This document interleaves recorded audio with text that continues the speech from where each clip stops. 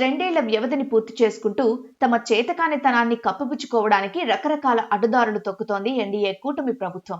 నిజానికి వీటిపై ప్రతిపక్షం వైఎస్ఆర్ కాంగ్రెస్ ఇంకా గట్టిగా పోరాటానికి దిగలేదు. కూటమి ప్రభుత్వ నాయకులు ప్రస్తుతం ఒక రకమైన కంగారులో ఉన్నారు. తమ ప్రభుత్వం చేతకానితనాన్ని రాష్ట్ర ప్రజలు ఎక్కడ గుర్తించేస్తారో అని కంగారది. అధికారంలోకి వచ్చిన నాటి నుంచి రకరకాల మాటలు చెబుతున్నారు గాని ఏ దిశగా కూడా చెప్పుకోదగ్గ ముందడుగు పడలేదు అనే భయంలోంచి పుట్టిన కంగారది.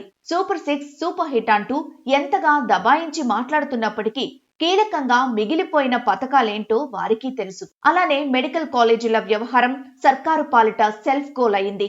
పీపీపీ విధానంలో మెడికల్ కాలేజీల్ని కట్టబెట్టేయడానికి టెండర్లు ఆహ్వానిస్తే చాలా కాలేజీలకు సంబంధించి అసలు ఒక్కరు కూడా బిడ్ వేయలేదు. ఈ పరిణామం పీపీపీ విధానం ఎంతో గొప్పది, అద్భుతమైనది అని సొంత డప్పు కొట్టుకుంటున్న నాయకుల మాయమాటలకు చెంపపెట్టు. తిరుపతి లడ్డూ వ్యవహారంలో కూడా టీడీపీకి చెడ్డ పేరొచ్చింది. ఈ వ్యవహారం వెలుగు చూసినప్పుడు చంద్రబాబు, పవన్ కళ్యాణ్ సహా నాయకులు చేసిన రాద్ధాంతం సంగతేంటి? ఆవు కొవ్వు, పంది కొవ్వు కలిసిన నెయ్యిని సరఫరా చేశారంటూ నీచమైన ఆరోపణలు చేశారు. తద్వారా వారు కోట్లాది శ్రీవారి భక్తుల మనోభావాల్ని గాయపరిచారు. వారు చేసిన మహాపాపానికి నిష్కృతి ఏమిటి? ఈ అంశాన్ని సూటిగా ప్రశ్నించడంలో వైసీపీ విఫలమవుతోంది. నిజానికి అప్పట్లో తెలుగుదేశం కూటమి విమర్శల్ని తిప్పికొట్టడంలో వైసీపీ దారుణంగా విఫలమైంది. తాము చేస్తున్న మంచి పని గురించి మంచిగా ప్రచారం చేసుకోవడం కూడా వారికి చేతకాలేదు. తప్పుడు ప్రచారంలో ఉన్న అబద్ధాల్ని నిరూపించి చెప్పే తెలివి లేకుండా పోయింది. పర్యవసానంగా ఓడిపోయారు.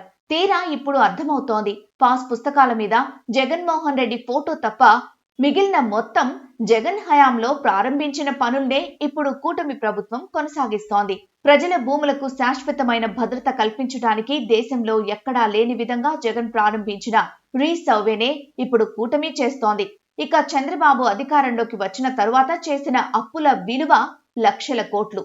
మరి ఇన్నప్పులు తెస్తున్నారు సరే, వాటి ఫలితం ఎక్కడ కనిపిస్తోంది? సంక్షేమ పెన్షన్లను 1000 పెంచి ఇవ్వడం తప్ప చంద్రబాబు చేస్తున్న అభివృద్ధి నిర్దిష్టంగా ఏ కొంచెమైనా ఉందా అనేది అందరి సందేహం. ఇవన్నీ వైసీపీకి ఆయుధాలు. వాటిని ఉపయోగించి ఏమాత్రం రాజకీయ ప్రయోజనం పొందుతుందో చూడాలి.